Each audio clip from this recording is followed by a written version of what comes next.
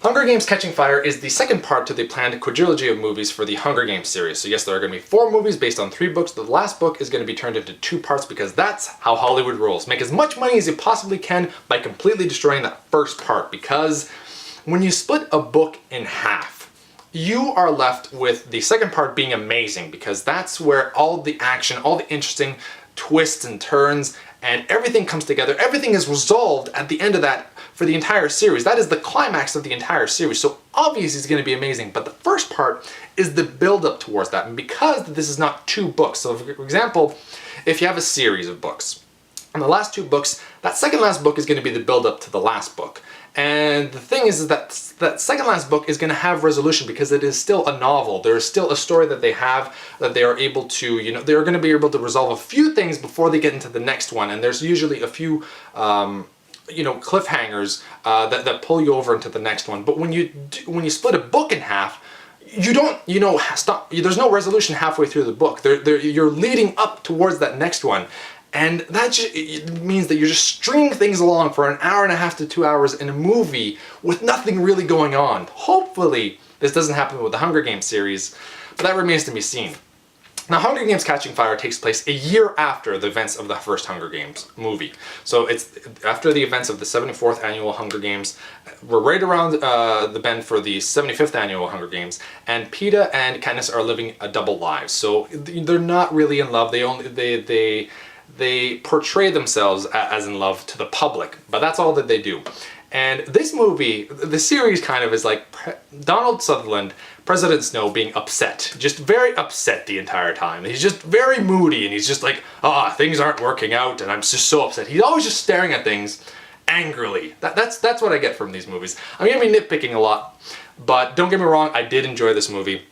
But I just want to go over a few things, because when you do turn a book into a movie, even if you have, book 2, movie 2, no parts, straight up, you're still condensing a few things. With the first one, I thought that the director knew what he wanted to portray, and I understood what he was trying to say. I really enjoyed the first one, and I thought that there wasn't anything left out. I haven't read the books, though. Let's just get that off. Right at the beginning, I'm going to watch all the movies, then go to the books, because generally the books are better, and this way I can enjoy the movies a little bit more, and then enjoy the books even more so, because the books are better.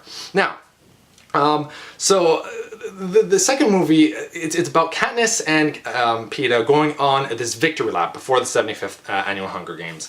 And here is the problem. They have to go to every district and kind of explain, just thank them. And then the first district that they go to, which is District 11, which is where Rue is from, they kind of just be themselves. They don't read what they're supposed to read, which is like public propaganda, it's the Capitol's propaganda, but whatever. And there's people in the crowd that do the symbol of the 12th district, and this is a sign of rebellion now, so they kill them. And I get that. It's just that it just kind of feels rushed. There's no, they kind of explain it, they hint at it, they just don't really say anything. And I wish that they would have taken a little bit more time to explain things out. It just felt like, okay, this is a sign of rebellion, kill them right away, we don't want that happening. Okay. I just think that they should have built that up a little bit more. And another thing is that Donald Sutherland increasingly gets angrier as she goes to every district, and they just get upset because they're reading the propaganda, whatever. But he's getting he should have been more upset when they went to District 11, when they were themselves, and they just did this. And that is a sign of rebellion. That's a sign of hope. When they go over to the other districts and they just read the propaganda and the people are freaking out, they're kind of hating Katniss right there. They could have just continued doing that every time that they have to show up in public, just continue reading the propaganda, they're fine. But no, Donald Sutherland doesn't think that this is enough. And he wants them to go into the Hunger Games once again and die over there, basically, and kind of turn themselves into bad people by betraying people. Because now it's a new Hunger Games, 75th, every 25 years the Hunger Games switches things up, and in this, the 75th Annual Hunger Games, the third quadrilogy, I think it was called, quarterly, I can't remember, quartelet, the third quartelet, is going to have it's going to go with a pool of all the winners from the past Hunger Games. So everybody that's in there has been in the Hunger Games and has won already. It's very interesting, but now they say, okay, just never mind everything you learned about the Hunger Games, we're gonna have to ally up. Okay, they kind of just like like, okay, just never mind what you thought about that, you're gonna have to have allies. They just kind of say that. They don't like explain things. They just kind of, not enough time, condensing way too much, and it's just like, okay, we're gonna have to have allies. I wouldn't trust that many people. It's different in the first movie when Katniss would find people that she had seen, and that she didn't seem as a threat. Like, 'cause they're kids. I mean, so Rue obviously was not going to be a threat to her. Peeta, when she found, he was like dying. So these people weren't threats, and she could trust those people. With this one, she had to kind of like pick and choose which one she wanted to do.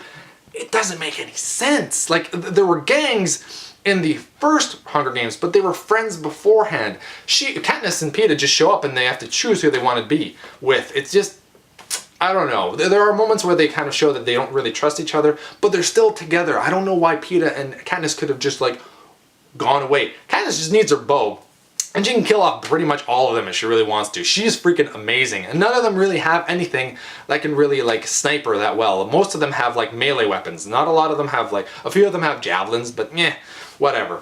So I was just really upset that they had like President Snow being upset that, you know, the people are getting upset that Katniss is being a propaganda statue. She's being a tool, a chess piece, and that wasn't enough for him.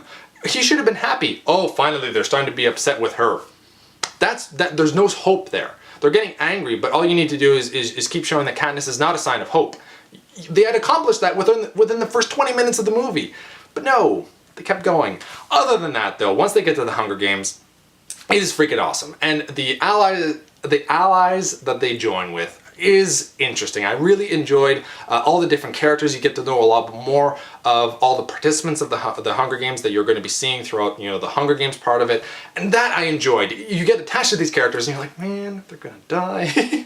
But it's interesting. It's all so interesting how they all kind of form their alliances, and they are kind of uneasy, and how they work together, and how the Hunger Game works. Just, you know, having this entire dome of a place kind of working against you and not knowing who you can trust. It is interesting, and I will still give the movie a 7 out of 10, which is the exact rating that I gave for the first Hunger Games. I still prefer the first Hunger Games because it's